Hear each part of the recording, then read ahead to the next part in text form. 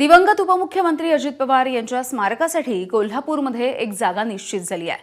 कोल्हापूरमधल्या KSBP nature park या ठिकाणी हे स्मारक उभारलं जाणार आहे। स्मारकाच्या ठिकाणी मोठं राजकीय दालन उभारलं जाणार आहे। यामध्ये अजितदादांची संपूर्ण राजकीय कारकीर्द देखील या संदर्भात माहिती दिली जाईल। कोल्हापूर महानगरपालिकेच्या पहिल्या सर्वसाधारण सभेमध्ये अजितदादांच्या स्मारकाबाबत ठराव झाला होता। वर्षभरामध्ये हे स्मारक पूर्ण करण्याबद्दल चर्चा झालेली।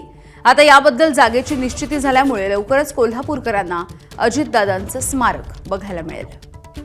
नवी मुंबईच्या वाशी बाजार समितीमध्ये कोकणामधील हापूस आंब्याची आवक झाली आहे। 40 ते 45 हजार पेट्या वाशी मार्केटमध्ये, 4 डझन हापूसची पेटी 2 ते 4 हजार रुपयांना।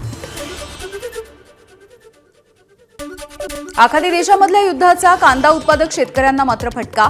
कांदा निर्यात न झाल्यामुळे बाजारामध्ये आवक वाढली आहे। परिणामी कांद्याला 10 ते 12 रुपये किलोचा भाव मिळतोय। शेतकरी आर्थिक संकटात। अजित पवार यांच्या विमान अपघाताच्या नंतर ब्लॅक बॉक्सचा डेटा 15 दिवसांमध्ये सार्वजनिक करण्याचं आश्वासन देण्यात आलं होतं।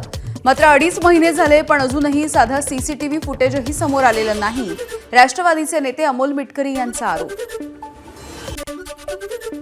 संतोष देशमुख हत्या प्रकरण मिटवण्यासाठी एका जागेवरती बोलवण्यात आलं होतं। मात्र त्या जागेवरती गेलो नाही। धनंजय देशमुख यांचा दावा, न्यायासाठी लढतोय आणि लढत राहणार असंही केलं स्पष्ट।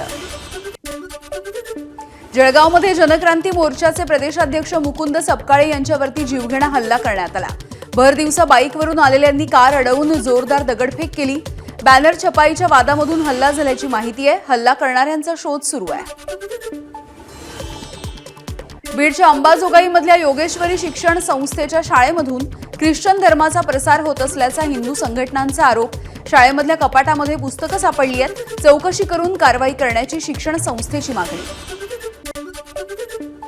पुण्यामध्ये 8वीतल्या विद्यार्थिनीचा ऑफिस बॉयकडून लैंगिक छळ। खासगी कोचिंग क्लासमधला धक्कादायक प्रकार आहे। ऑफिस बॉयला बेड्या ठोकण्यात आल्यात। पोक्सोच्या अंतर्गत गुन्हा दाखल। तू काळा आहेस आणि लायकीचा नाहीस असं म्हणत पत्नीनं पतीची हत्या केली आहे। चोरानं पतीची हत्या केल्याचा बनाव पत्नीनं रचला। पोलिसांच्या चौकशीनंतर प्रियकराच्या मदतीनं पतीला संपवल्याचं उघड झालंय। मध्य प्रदेशामधल्या धार जिल्ह्यामधल्या घटनेमुळे खळबळ। विरार चर्चगेट एसी लोकलमधून एका श्वानाचा प्रवास। लोकलमध्ये आरामात बसून या श्वानानं गारेगार प्रवास केलाय।